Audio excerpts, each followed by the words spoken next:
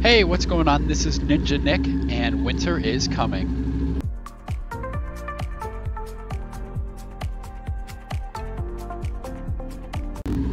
We are now into the month of November, which means snow is right around the corner here in Wisconsin, and that is making me a little sad because that means it's time for the bike to go away soon. This time last year, the first week of November is when I put my bike away, and I don't want that to be true this year, so I'm trying to ride it out as long as I can, no pun intended.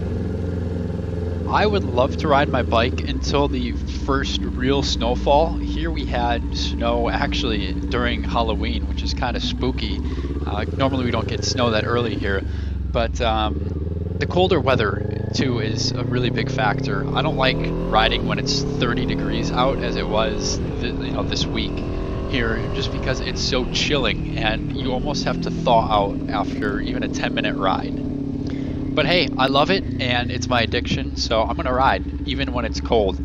I just bundle up extra layers. I have my riding jacket and I try and stay as warm as I can, even with gloves and stuff. So I mean, going at faster speeds with the wind chill, I mean, it's just a combination of cold, but that's okay.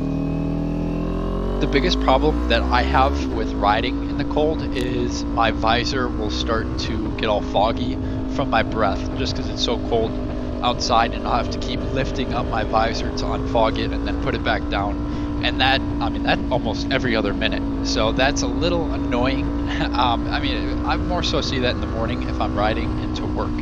But in the afternoon, when it gets warmer in the fall, you usually don't have that issue. Like I had said, I am not ready to put my Ninja 400 away for this season. I'm trying to ride it as long as I can. But when I do put it away for this season, I have a different spot this year compared to last year. This year I moved into an apartment, so I have a garage as well with that apartment, and I'm just going to tuck my bike in the corner of my garage. Last year I put my bike in my parents' shed, which worked out good. But I think the garage is going to be better because it's better sealed. So now I can walk you through what I do to winterize my bike. It's not very complicated and it doesn't take that long. The first thing I do is I'll just take a wet washcloth and make sure it's clean. And I'll just go ahead and do a once over of the bike, just kind of getting off any last dirt that I don't want sitting over the winter and just fermenting there.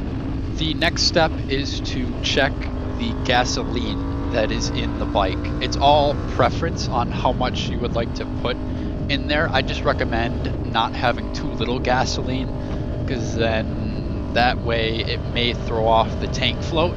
Like what happened to me last year was, for a couple days or so, I don't know what was going on, but the tank float may have been stuck because I had too little gas, and I don't know if the weather got to it with being cold, but my Ninja always read empty even when it was full.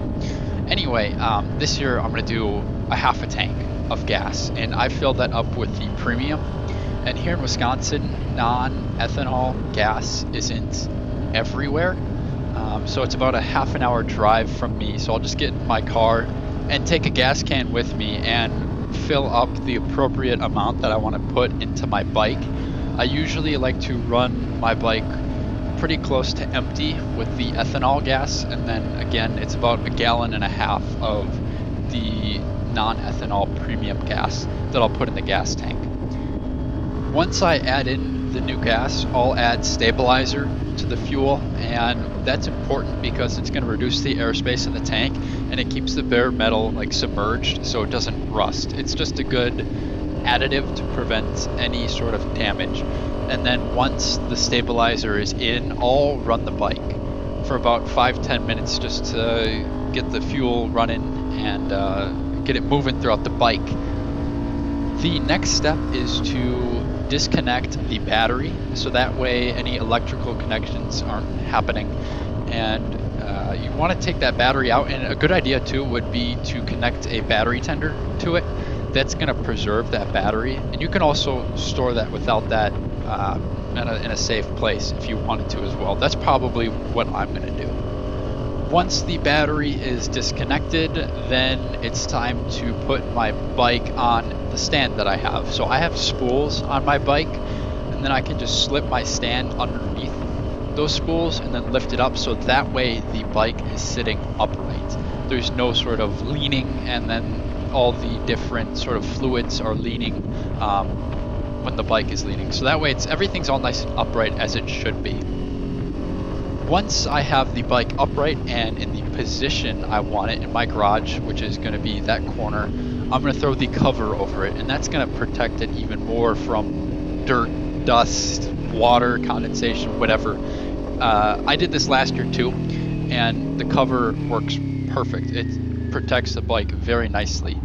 The cover that I have is the official Kawasaki Ninja 400 cover that I bought on Kawasaki's website, and it's a perfect fit and no worries there. It even says Ninja on it, so I really love it. It was a little bit more pricey than if you got just a generic cover, but I definitely think it was worth the extra money. And there you go, that is my process of winterizing the bike. It is an easy process to do, but I always hate doing it because that means riding season is over and I have to wait until next spring to jump on my Ninja 400 again. I'm going to be so bored without my motorcycle for that amount of time. At least I have pre-recorded videos that I'll be posting, as well as continuing to do my Friday moto vlogs, like this video that you're watching now. To all of you with bikes out there and live in cold weather states or countries, get as much riding in as you can before riding season ends. Stay safe. If you enjoyed any part of this video, please leave a like, a comment, and please subscribe. I'll catch you in the next one. Peace.